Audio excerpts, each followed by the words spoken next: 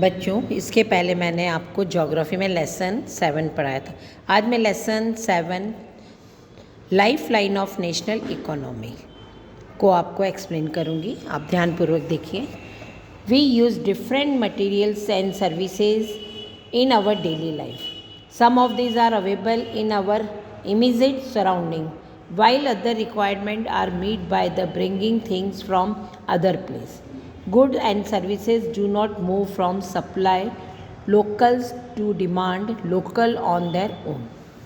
बच्चों, राष्ट्रीय अर्थव्यवस्था जीवन रेखा पाठ 7। हम अपने प्रतिदिन के जीवन में विभिन्न सामग्रियों एवं सेवाओं का प्रयोग करते हैं। इनमें से कुछ हमारे आसपास उपलब्ध होती है, जबकि कुछ अन्य चीज़ों की ज़रूरतें दूसरे स्थानों से लाकर पूरी की जाती है। वस्तुओं तथा रेखाओं मांग स्थल से आपूर्ति स्थल पर अपने आप नहीं पहुंच जाती है।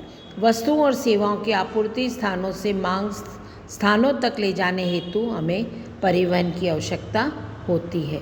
कुछ व्यक्तियां इसको उपलब्ध करवाने में संलग्न रहते हैं। जो व्यक्ति उत्साह और परिवहन द्वारा उपभोक्ता तक पहुंचाते उन्हें हम व्यापारी कहते हैं। From their supply locations to demand locations necessitate the need for transport. Some people are annexed the facilities these movements. These are known as the traders, who make the product come to the consumers by transportations. Thus, the piece of development of the country depend upon the productions of the good and service as well as their movements over space. Therefore, efficient means of transports are precursors of the fast development. बच्चों, वस्तुओं और सेवाओं को ले जाना लाने के लिए पृथ्वी के 3 महत्वपूर्ण क्षेत्रों का विकास किया गया है। आज हम देखेंगे। अतः एक देश के विकास की गति वस्तुओं और सेवाओं के उत्पादन के साथ उनके एक स्थान से दूसरे स्थान तक वाहन की सुविधा पर निर्भर करता है। इसलिए सक्षम परिवहन के साधन तीव्र विकास हेतु पूर्व अपेक्षित है।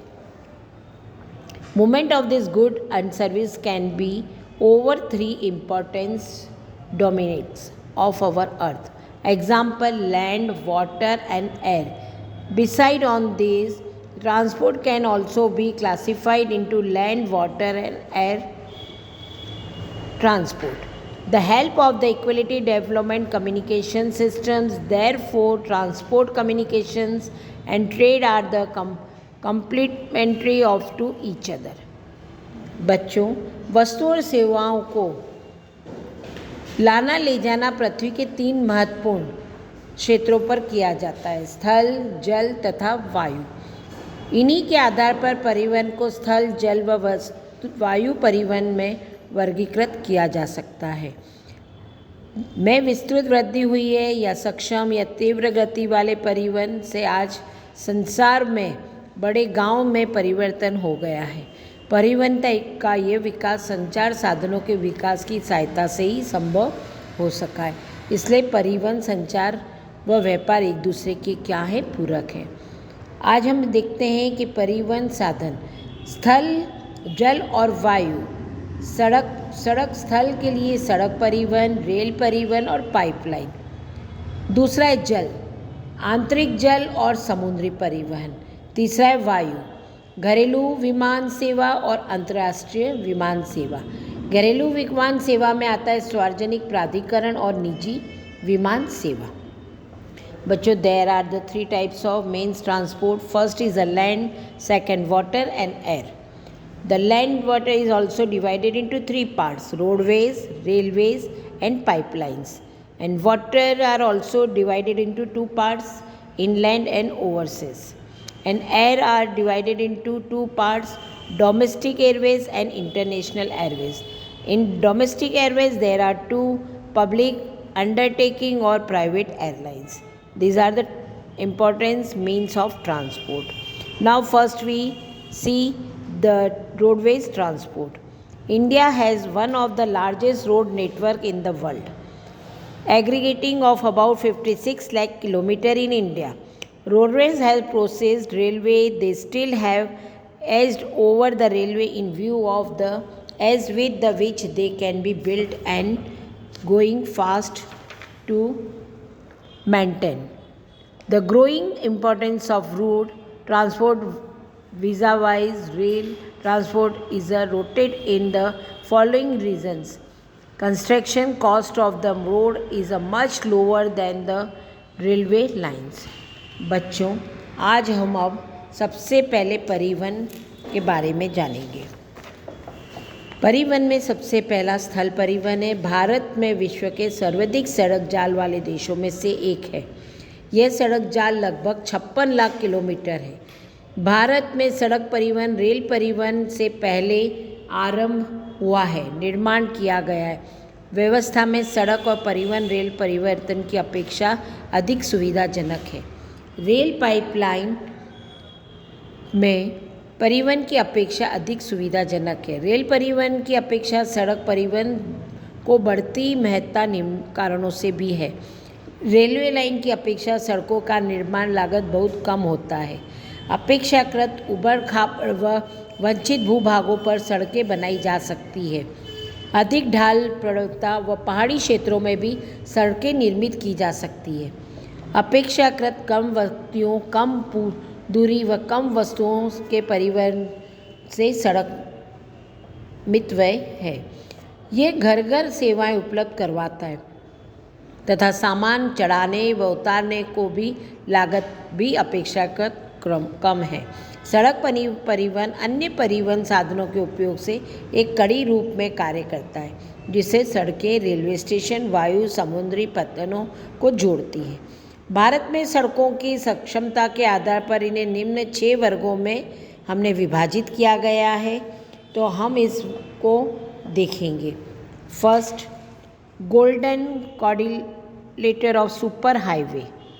The government has launched a major road in the development project linking Delhi, Kolkata, Chennai, Mumbai and Delhi by the 6-lane super highway. The north-south coordinate linking the Srinagar, Jammu Kashmir and Kanyakumari, Tamil Nadu, and east-west corridor connected Silchar, Assam, Porbandar, Gujarat are part of the project. The major objective of this super highway is to reduce the time and distance between the mega cities of India. These highway projects are being implemented by the National Highway Authority of India. बच्चों, सबसे पहले हम देखेंगे स्वर्णिम चतुर्भुज महाराजमार्ग। सरकार ने दिल्ली, कलकत्ता, चेन्नई, मुंबई व दिल्ली में भारत को जोड़ने वाली 6 लेन वाली महाराजमार्ग की सड़क परियोजना आरंभ की है। इस परियोजना के तहत 2 गलियारे प्रस्तावित हैं। प्रथम उत्तर दक्षिण गलियारा जो श्रीनगर को कन्याकुमारी से जोड़ता है, तथा द्वितीय जो पूर्व पश्चिम गलियारा जो सिलचर जो आसाम में है तथा पोरबंदर जो गुजरात को जोड़ता है। इस महाराजमार्ग का प्रमुख उद्देश्य भारत को मेगा सिटी के मध्य की दूरी व परिवर्तन समय को न्यूनतम कम करना है। यह राजमार्ग परियोजना भारत के राष्ट्रीय राजमार्ग प्राधिकरण के अधिकार के क्षेत्र में आता है। Now second one is a national highway. National highway link extreme parts of the country. These are the primary and road system and are the lead of the maintained by the Central Public Works Department. A number of major national highway run in the north-south and the east-west direction. The historical Sher Shah Suri Marg is called the National Highway number 1 between Delhi and Amritsar. बच्चों, दूसरा आता है राष्ट्रीय राजमार्ग। राष्ट्रीय राजमार्ग जो कि दूसरे भागों को जोड़ता है। यह प्रथम सड़क तंत्र है जिसका निर्माण व रखरखाव केंद्रीय लोक निर्माण विभाग के अधिकार क्षेत्र में। अनेक प्रमुख राज्य मार्ग उत्तर से दक्षिण तथा पूर्व से पश्चिम की ओर फैला हुआ है। Now the third one is a state highway. Roads linking is a state capital with the difference and there are the roads constructed and the maintained by the state public works department in state of union territories. The fourth one is a district road. These roads connected the district headquarter with other places of district. These roads are maintained by the Zilla Parishad. And other roads, rural rules which link the rural area and villages with town, are classified under the category. This road received the special impetus under the Pradhan Mantri Gramin Sadak Yojana. Under this scheme, special provisions are made so that every village in the country is linked to the major town in the country by in all seasons motorable road. And border roads. Apart from these border roads is organizations, a government of India undertaking construct the maintain road in the bordering area of the country. These organizations was established in 1960 for the development of the roads of state importance in the northern and northern state border area. These roads have improved exceptionally in the area of difficult terrain and have to help in the economic development of the area. बच्चों, अब हम देखेंगे राज्य राजमार्ग। राज्य की राजधानी और जिला के मुख्यालय को जोड़ने वाली सड़कें राज्य राजमार्ग कहलाती है। राष्ट्र और राज्य के केंद्र शासित क्षेत्रों में इसकी व्यवस्था तथा निर्माण का दायित्व राज्य के सार्वजनिक निर्माण विभाग का होता है। राष्ट्रीय राजमार्ग की संख्या पुरानी और नदी से संबंधित जानकारी आपको भी चाहते हैं तो वेबसाइट से एकत्रित कर सकते हैं। जिला मार्ग, ये सड़क जिले के विभिन्न प्रशासनिक क्षेत्र में आते हैं जिन्हें मुख्यालय से जोड़ती है। इन सड़कों की व्यवस्था उत्तरदायित्व जिला परिषद करती है। अन्य सड़कें, इस वर्ग के अंतर्गत वे सड़कें आती हैं जो ग्रामीण क्षेत्रों तथा गांवों को शहरों से जोड़ती है। प्रधानमंत्री ग्रामीण सड़क परियोजना के तहत इस सड़कों का विकास विशेष प्रोत्साहन मिला है। इस परियोजना में कुछ विशेष प्रावधान है जिसे देश के प्रत्येक गांव के प्रमुख शहरों से पक्की सड़कों के द्वारा जोड़ना का प्रस्तावित है। Now the last one is अ सीमांत सड़कें। सीमांत यानी उपरोक्त सड़कों के अतिरिक्त भारत सरकार प्राधिकरण के अधीन सीमा सड़क संगठन है जो देश के सीमांत क्षेत्रों में सड़कों का निर्माण और उसकी देखरेख करता है। यह संगठन 1960 में बनाया गया था जिसका कार्य उत्तर तथा उत्तर पूर्वी क्षेत्रों में सामरिक महत्व की सड़कों पर विकास करना था। इन सड़कों को विकास के दुर्गम क्षेत्रों में अभिगम्यता बढ़ी है तथा इन क्षेत्रों में आर्थिक विकास में भी सहायता बनी है। क्या आप जानते हैं कि विश्व को सबसे लंबी राजमार्ग सुरंग अटल टनल जो 902 किलोमीटर सीमा सड़क संगठन द्वारा बनाई गई है। यह सुरंग पूरे साल मनाली को लाहौल स्पीति घाटी से जोड़ती है। पहले यह घाटी भारी बर्फबारी के कारण लगभग 6 महीने तक अलग अलग रहती थी। यह सुरंग हिमाचल और हिमालय के पीर पंजाल पर्वतमाला में औसत समुद्र तल से 3000 मीटर की ऊंचाई पर अति आधुनिक सुविधाओं के साथ बनाई गई है। ये आपकी जानकारी के साथ है। सड़क निर्माण के प्रयुक्त पदार्थ के आधार पर भी सड़कों को कच्ची व पक्की सड़कों को वर्गीकृत किया जाता है। पक्की सड़कें सीमेंट, कंक्रीट और तारकोल द्वारा निर्मित होती है, अतः ये 12मासी सड़कें।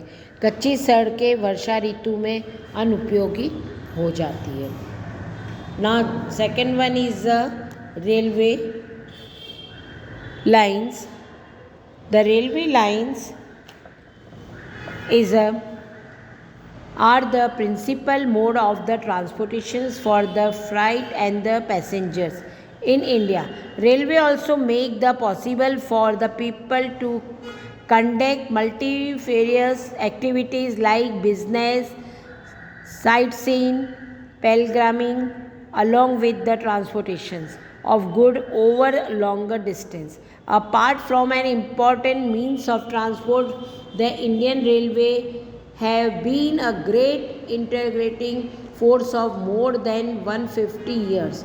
Railway in the India been in the economic life of the country as well as the accelerate of the development of industries and agriculture.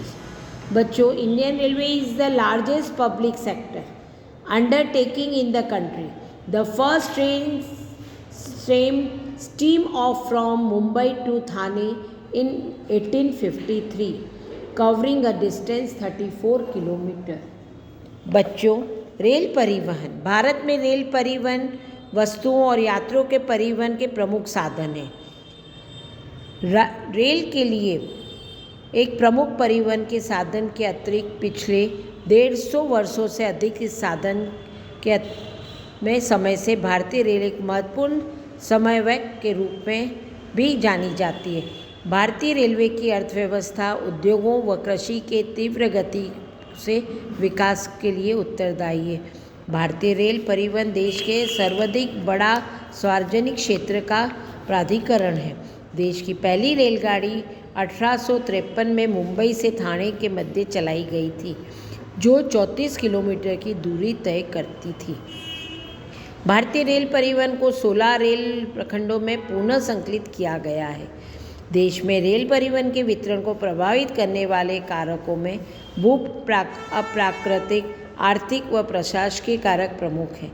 उत्तरी मैदान व विस्तृत समतल भूमि, सघन जनसंख्या, घनत्व, संपन्न कृषि व प्रचुर संसाधनों के कारण रेल परिवहन के विकास में वृद्धि सहायक रहा है.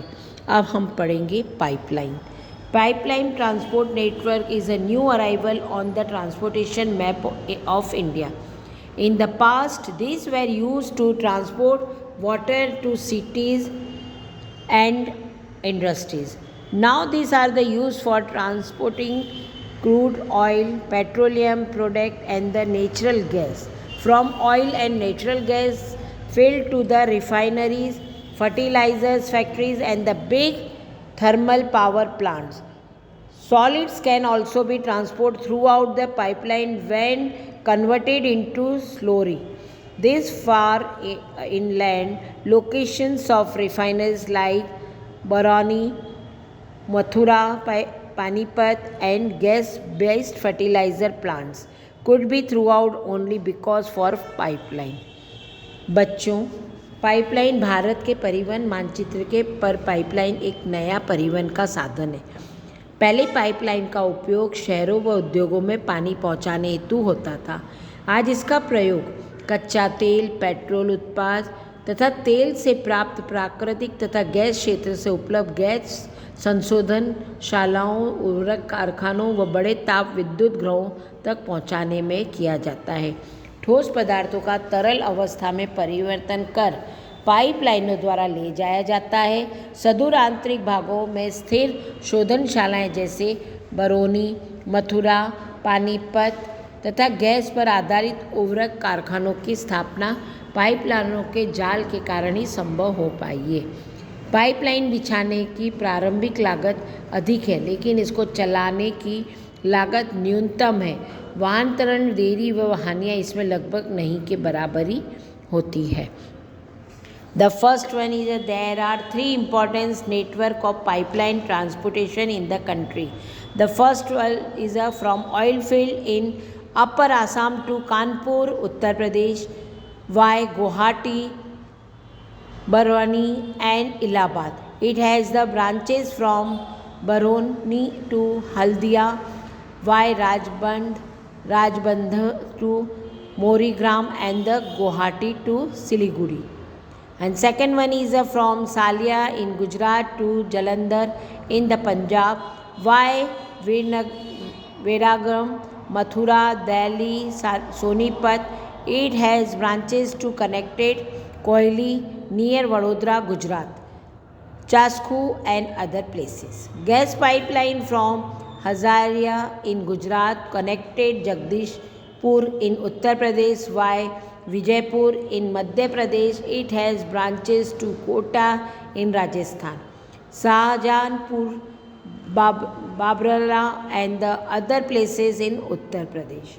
बच्चों, देश के चलाने में लागत न्यूनतम आने के अलावा वाहन देरी और हानि कैसे नहीं है। देश में पाइपलाइन परिवहन के 3 प्रमुख जाल हैं। पहला है ऊपरी आसाम से तेल क्षेत्रों से गुवाहाटी, बोरानी व इलाहाबाद के रास्ते और हल्दिया तथा दूसरी मोरीगांव, गुवाहाटी और सिलीगुड़ी तक है। दूसरा है गुजरात में सालिया से विरमगांव, मथुरा, दिल्ली, सोनीपत रास्ते में पंजाब, जालंधर तथा इसकी अन्य शाखाएं वडोदरा के निकट कोयला को चक्सकू व अन्य स्थानों को जोड़ती है। तीसरा है गैस पाइपलाइन गुजरात में हजीरा को उत्तर प्रदेश में जगदीशपुर से मिलाती है। यह मध्य प्रदेश के विजयपुर के रास्ते से होकर जाती है। इसकी शाखाएं राजस्थान में कोटा तथा उत्तर प्रदेश में शाहजहाँपुर, बरबला व अन्य स्थानों पर भी मिलती है। Now waterways. Since the ancient period, India was one of the seafaring countries. Its seamen sailed far and near, then carrying a spreading Indian commerce and culture. Waterway are the cheapest means of transport. They are most suitable for carrying heavy or bulky goods. It is a full, efficient and environment friendly mode of the transport. India has inland navigation's waterway of 14,500 km in length. Out of this, only 5,685 km are navigable by mechanized vessels. This following waterways has been declared as the national waterway by the government. बच्चों, जल परिवहन। भारत के लोग प्राचीन काल से ही समुद्र यात्रा करते हुए आए हैं। इसके नाविकों ने दूर तक पास के क्षेत्रों में भारतीय सांस्कृतिक व व्यापार को फैलाया है। जल परिवहन का सबसे सस्ता साधन है। यहाँ भारी व स्थूलकाल वस्तुएं ढोने से अनुकूल है। यह परिवहन साधनों में ऊर्जा सक्षम तथा पर्यावरण अनुकूल है। भारत में अतः स्थलीय नौ संचालन जलमार्ग 14,500 किलोमीटर लंबा है। इसमें केवल 5,685 किलोमीटर मार्ग की मशीनरीकृत नौकाओं द्वारा तय किया जाता है। नाउ निम्न जलमार्गों से भारत सरकार द्वारा राष्ट्रीय जलमार्ग घोषित किया गया है। The first one is Haldia तथा इलाहाबाद के मध्य गंगा जलमार्ग को 1620 किलोमीटर लंबा है। नौगम्य जलमार्ग संख्या 1 सादिया से धुबरी के मध्य 891 किलोमीटर लंबा ब्रह्मपुत्र नदी जलमार्ग से नौगम्य जलमार्ग संख्या 2 है। केरल में पश्चिम तटीय नहर कोटापुरम में कोल्लम तथा उद्योग मंडल तथा चंपककरा नहरें 205 किलोमीटर नौगम्य जलमार्ग संख्या 3 है। काकीनाडा और पांडुचेरी नगर स्टेट के साथ साथ गोदावरी और कृष्णा नदी का विशेष विस्तार राष्ट्रीय मार्ग में किया गया है।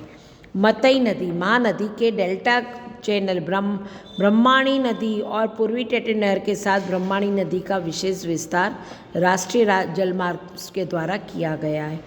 कुछ अन्य अंतर जलमार्ग भी हैं जिन पर परिवहन होता है और उसमें मांडवी, जुआरी, कंबरजुआ, सुंदरवन, बराक, केरल व पश्चात भी आता है।